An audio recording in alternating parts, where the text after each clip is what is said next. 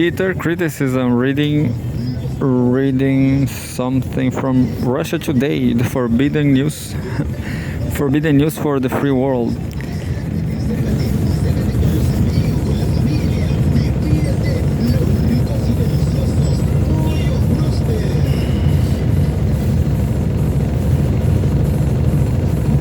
News about Israel on Russia Today. Yeah. Who knows about this? September 29, 2024, Home World News. Pentagon furious with Israel over Nasrallah strike. Media. U.S. Defense Secretary Lloyd Austin reportedly lost it in a phone call with his Israeli counterpart. We have a photograph from Lloyd Austin on the left, and Yoav Gallant speak during a press conference in Tel Aviv, Israel.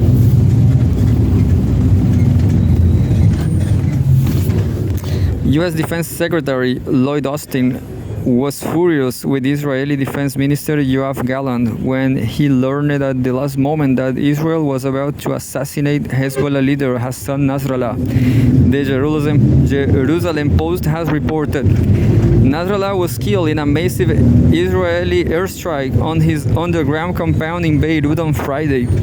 The Israel Defense Forces (IDF) claimed that 20 senior Hezbollah officers were killed alongside Nasrallah, while the number of civilian casualties remains unclear.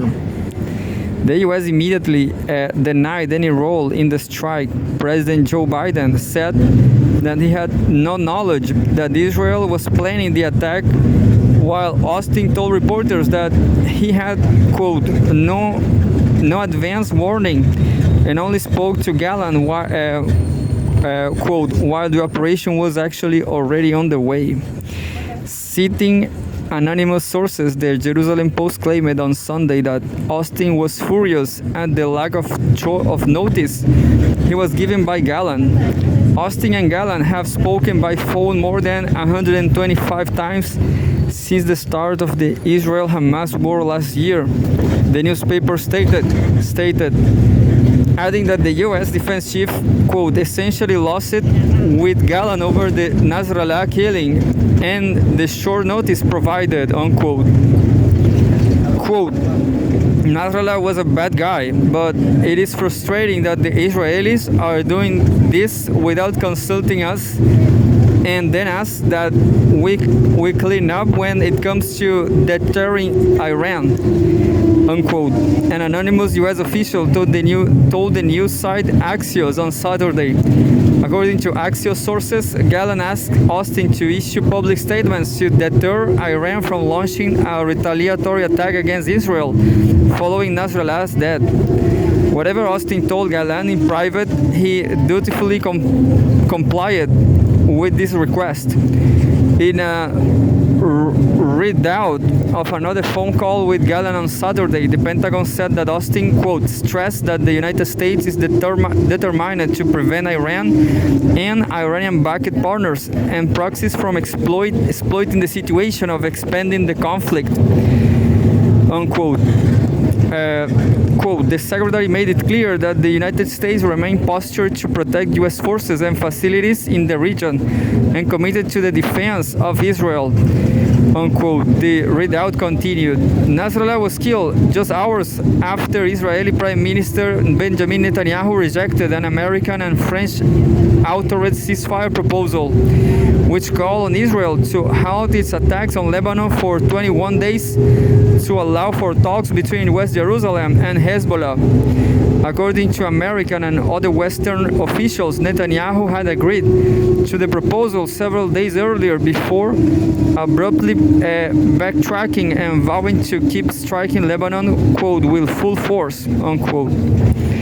Less than a week before Nasrallah's death, thousands of pagers and walkie-talkies used by Hezbollah operatives simultaneously exploded across Lebanon, killing at least 37 people and injuring more than 3,000. Many of them women and children.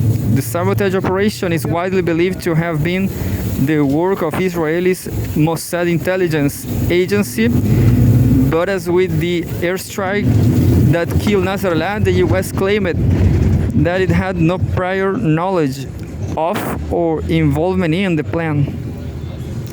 I'm going to read another one. There's an article here saying that Israel will invade Lebanon. Look.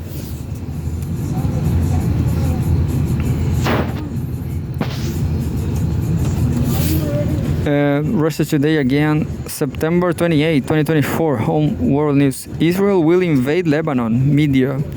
A senior U.S. official confirmed West Jerusalem's plans to ABC. We have a photograph, Israeli battle tanks gather at the Israeli-Lebanese border. So Israel have some tanks. The tanks will invade Lebanon. The Israel Defense Forces, IDF, plans to enter southern Lebanon soon.